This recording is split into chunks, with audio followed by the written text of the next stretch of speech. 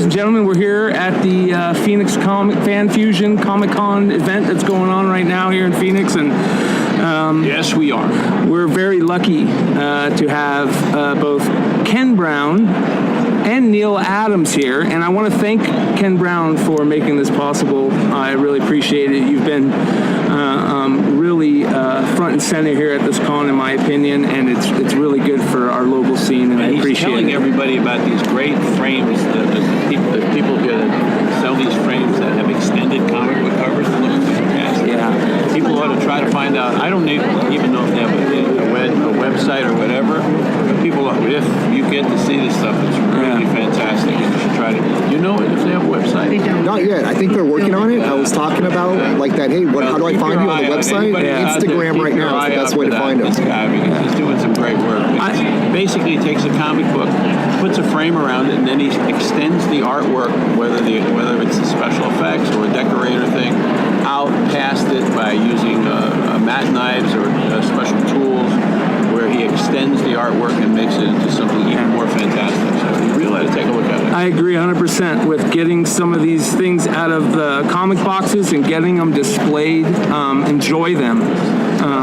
If you're not reading them, enjoy them. Put them on the wall for the art. There's always something new to.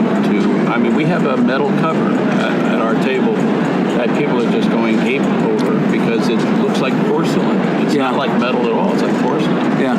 So you start putting these things together and you realize that more and more products are coming out, more and more things are coming out. You don't necessarily have to put posters all over your wall. You might have some really nice frameable items for people to come over, when they come over to your house to go, oh my God, that's wonderful. It's beautiful.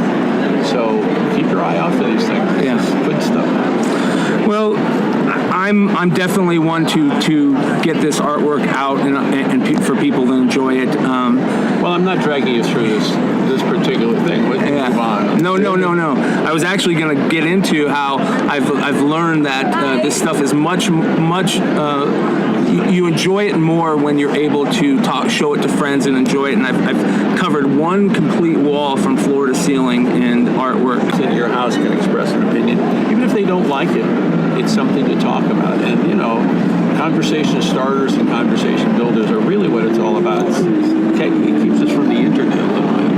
Well, one of the things that I want to talk about on my wall real fast is this cover. And it's a cover. Green Lantern, Green Arrow with the drug issue? Yes. My goodness. And it's a very important piece of art on my wall, as I was lucky to have both you and Denny O'Neil, the great Denny O'Neil, sign this piece for me a while back. And I'm very open with this fact that I'm a recovering drug addict. I was a heroin addict for 10 years. I'm 15 years sober right now. And I've made it a part of my life to help people who are going through the same type of thing. And being a comic fan and more importantly, a fan of your work, this book has, and this cover, and not just this cover, but the whole book, everything about this storyline, everything, has become a piece that I like to talk to with their family members. When their family members don't know what an addict is going through, it's very hard for them to look at them in a way other than as an addict. And I think that this storyline is a very important storyline to show that all people who are struggling aren't bad people. This story has a genesis. In New York, the mayor, who was John Lindsay at the time, very nice mayor, very good mayor, was looking for, he and the city government was looking for some way to produce a comic book that talked about drug addiction. And so they essentially offered it to people at DC Comics to write something. So the question was, who's going to do it? I volunteered. Denny O'Neil volunteered to write an outline. In doing this, we took advantage of the city to introduce us to Phoenix House. You know something about Phoenix House? Very, very big in New York, yes. And some of the other drug addiction houses. And so we were given the opportunity to go there and to talk to some of the people who were working in the program. Of course, we learned learned certain things that other people don't necessarily know, like, and we got to ask questions. And one of the questions that we asked, which sort of started the whole conversation off, was, "Oh, we hear that pot doesn't lead to heroin addiction." And everybody in the room laughed at us. They said, "Of course it does. What are you talking about? Pot leads to heroin addiction like crazy. If you're going to do pot, eventually you're probably going to do heroin, unless you save yourself or you go in another direction or whatever. You get a really good job, whatever it is. But you know what? Nobody here who does heroin didn't do pot to begin with." You're probably right. Yeah. And so we said, I guess we have a few things to learn here. So we spent a couple of days at Phoenix House talking to people, having these sessions. And so we went away and we did our outlines that we presented to the city. They immediately rejected them, because in those days it was, just say no. It was just say no. Yeah. It was all on the addict, to say, "Oh, you got to refuse this stuff." And it's like, what the hell are you talking about? So Denny and I very clearly left with the same message. It's not the addict that the problem is. It's everybody around him. It's the world around him. It's dad coming home at the end of a day, and he takes 2 shots of scotch and sits in front of the television and puts his feet up and, wants to be waited on. You got to give him the newspaper. And you come home from school and you've got 3 more hours of homework to do, and you fucking hate the teacher, and you just want to, want a little relief, and dad is sitting there. Maybe you want to talk to your dad. He's not talking to you. He's watching the TV. I'm watching the news. He's smoking his cigar. He's drinking his booze, and he's reading the paper, and he doesn't care about you. It's not that he doesn't care. He just doesn't have the energy left to care. But guess what? You don't have the energy either. So it's just bad for you, and you're not being paid. You got no salary check to show that that you did the work, and you got still 3 more hours of work to do, and you got nothing in the community to distract you. And where is the community when it comes to this shit? And guess what? He's down a very bad path because you're ignoring him. So it isn't just say no. It's fucking come up with some solutions in the community for people to have something to do that takes them away from the bad stuff and takes them onto the good stuff. So, of course, Denny O'Neil, it was very clear to Denny and I that this was the case, and we wrote it up, and of course they didn't like it. They didn't like that. No, we don't want to do that, so screw that. So that program went to hell. So we kind of let it go. But we were doing Green Lantern, Green Arrow, and we're coming to the end. Denny wrote a story about overpopulation, and I thought, this is going to end. We're down to overpopulation. We're going to say goodbye to the series. And I thought, we still have a couple of things to finish off. I got to have a black superhero who has a job, who graduated college, and who has a profession, and is not some gangbanger that suddenly gets hit by lightning and turns into a superhero. I got to have that, and I got to deal with drug addiction. I got to do that cover. So I did. I went home and I did that cover. You don't actually have to hire Denny O'Neil to do that story. You just give any writer that cover and say, write that story. It's already there. It's in the cover. You look at that cover and you go, oh shit, that's it. So I don't think Denny had a hard time because he was on the same page I was. So we went ahead and of course my editor said, no, dropped it like a hot potato.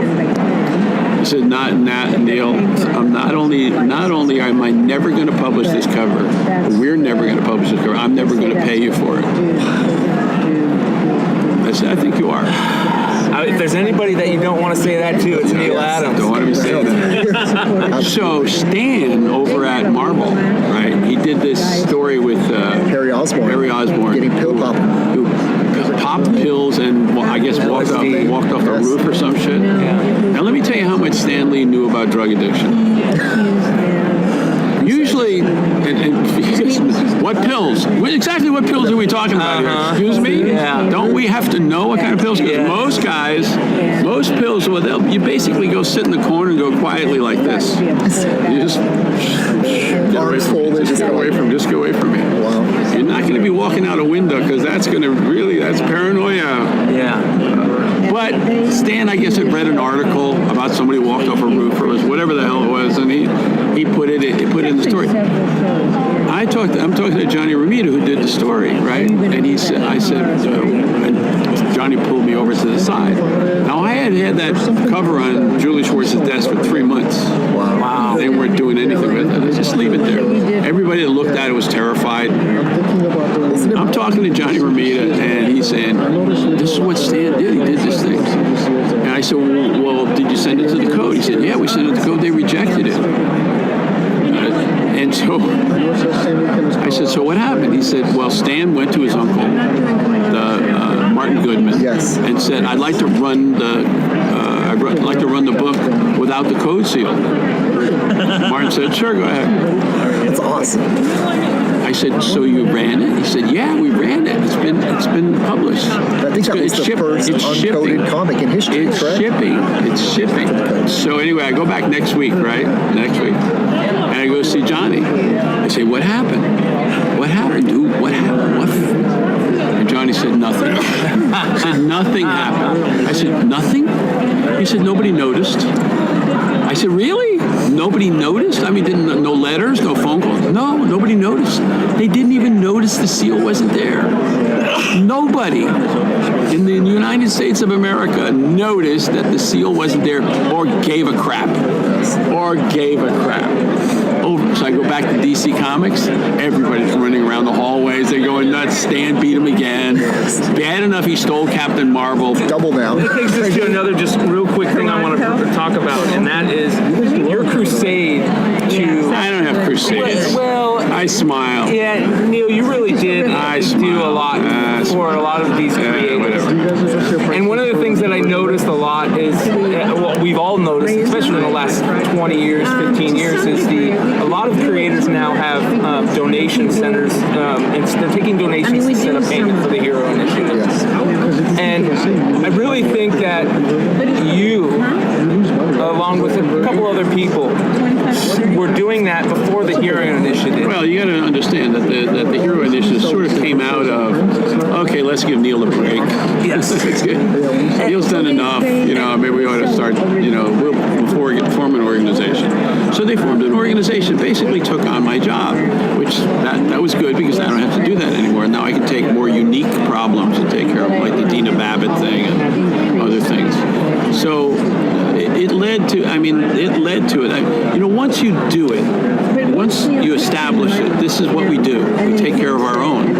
Then everybody sits down and people sit down and go, why don't we make it official? Turn it into an organization and make it into something, because clearly it's right. Yes. Clearly Neal proved it and showed us the pathway, so let's just follow the path and let's do it. So now you have the Heroes Initiative.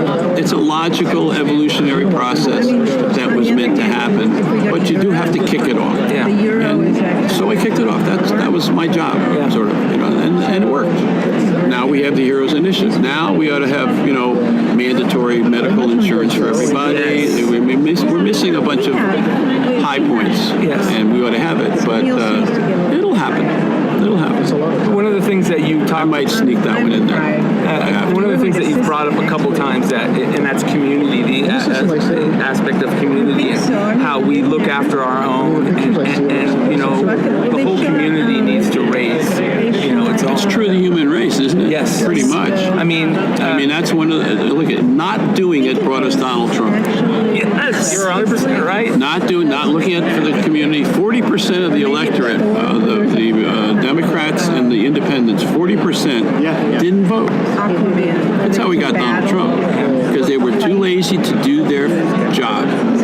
And when you don't do your job and you think somebody else is going to do it, you end up with something like Donald Trump. So you got to do it. And if there's a message in any of this, you got to get off your ass and do your job. Minimum vote. Send in money to your party or whatever it is. Independents are great. The good thing about the independent non-party is it's great. You don't have to be anything. You can just vote the way you want and just be an independent. They'll mark you down that way, and then you vote for the good guy. Sometimes I wish they would just get rid of the whole party system. We have you have to come up with a replacement. So I'm very passionate about that topic too, because I think along the line, over the years, America got more or less so sexualized of wanting to be policy-oriented rather than people-oriented. And when you I go think back that's, to being... that's a little too easy to say. Okay. I mean, policy is people. But like, Because policy only affects people. Lobbyists and stuff like that, where how am I going to get my funding to get into office? Well, that's a different subject. Okay. You're talking about lobbyists. Lobbyists are a reality. Are a reality that we have to deal with because we are lobbyists. Yes. Necessary evil. We are there. We are the same people. We put in our money or we don't put in our money, and the people look for our support, and sometimes they look for our support in little donations or big donations or whatever, and we have to worry about the guys who are donating money for bad causes and for things that shouldn't be. I don't believe in gun control, but I do believe in gun control for automatic and semi-automatic weapons, and I do believe that they ought to be monitored, and there ought to be a test for guns, and these rifle ranges and these gun ranges ought to be taken care of, and there should be rules about hunting. But there are some, but there aren't enough in enough places. Gun control isn't like, let's just get rid of guns. No. We in America, we want guns. Gun control is control. Yes. It's not gun, throw them away. It's gun control. Hey, too much. A little too much. The loopies got the guns. There's too many loopies. It's also very important. Yes, you can run into households where people say, no, we're in control of our guns. We do this. Everything is locked up. And you'll never know. And it's true. But those people never have a voice because they're doing it the right way. It's that we haven't trimmed the edges off and taken care of the loopies. And so they go out and they go crazy. So there needs to be gun control, not gun throw it away. Yes.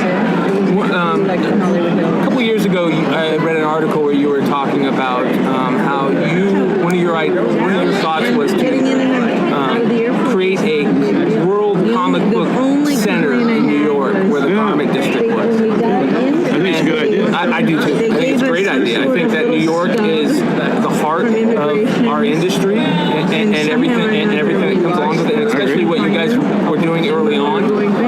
Well, I think it's going to happen by the nature. I mean, sort of announcing it. Plants the idea in people's ears. And very often I accomplish a lot of things by planting ideas in people's ears because they haven't thought of it before. But now that you're thinking about it, let me see what's there. You got all the Disney movies, all the Star Trek movies, all the great movies come out on 42nd Street in these really new, upgraded theaters. Everybody in New York from every race and every creed comes to Times Square because the subway goes there. Yes. So you got Puerto Rican, Asian, Black. Everybody comes there. It's a mix. Even the white people are starting to come back because they're not paranoid anymore. Then you have Midtown Comics, which is one of the biggest comic stores in the country, which is a really great store. We have our gallery, which is on 39th Street. We have Metropolis Gallery, which is a block away, 2 blocks away.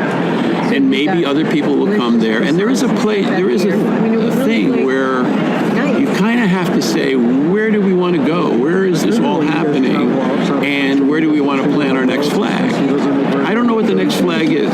I have no idea. I would love to see a Frank Miller, Jim Lee gallery, or even the Frank Miller gallery. I'd love to see Marvel gallery or a DC gallery. I'd love to see independent, agents who represent guys like Frank Miller and the other guys set up a gallery type situation where they're selling the stuff at good prices, at realistic artsy fartsy prices. Yeah, because it is that. It is. It's art. It's turning into, I hate to admit it. But the idea of the next person that does that, because I've already announced it, okay? The next person that does that is going to make it an establishment because I've announced it, and then somebody will go in and go, boom, and I'm doing it, and then suddenly everybody will go, oh my God, yeah, let's do it too. What's wrong with that? Let me just say this. I would love to believe that art is always great, okay? But it's not great. You can go to a museum of art. Please enjoy. You can go to a museum of art, of old art, these giant paintings and, Roman columns and all the rest of that shit. in there and you look at this stuff, and the first word that comes into your mind is, this is boring. This is boring. I am so bored with this. But I know I'm supposed to like it because everybody tells me I'm supposed to like it. But it's boring. It's boring. Well, why is it boring? Because the subject matter is boring. 1, 2. They had when they painted people who stood still for the painting for 5 or 6 hours or more. So they couldn't have an action. There was no action poses. There's nothing really interesting. Look at this Batman piece right here. This thing in the desert. You can't even hold those poses for 5 hours. But now we have it, and now we have our best artists. Not me. I'm talking about a lot of great artists are doing very exciting art that you go to see because you want to see it. Not because somebody drags you and says this is what art is. Because it's not what art is. Art is the very best we can do today.